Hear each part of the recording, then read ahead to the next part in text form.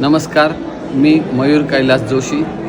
मी आज तुम्हाला एक संदेश देण्यासाठी सांगणार आहे का आपण जे काही देव आहे आपल्या घरामध्ये, फोटो, मूर्त्या, तुटलेल्या मूर्त्या, भंगलेल्या मूर्त्या, त्या मातीच्या असेल तर कृपा करून त्या पाण्यामध्ये विसर्जन करा किंवा कुठल्याही मंदिरात नेऊन, महादेवाच्या मंदिरात नेऊन त्या ठेवू नका।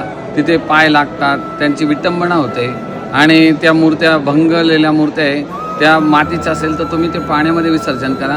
अन्यथा तुम्ही त्या ज्या मूर्त्या आहे त्याचं पाण्यामध्ये प्लॅस्टिकच्या मूर्त्या किंवा POPच्या मूर्त्या त्या विरघळत नाही आणि त्याची विटंबना होते।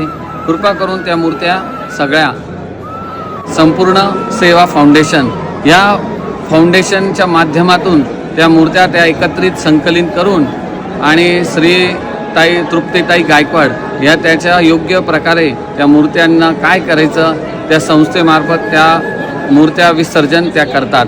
तर कृपा करून मूर्त्या इकडे तिकडे विसर्जन करू नका आणि त्या सर्व प्रकारे तुम्ही देवाची विटंबना करू नका। आमची एवढीच विनंती। जय श्रीराम।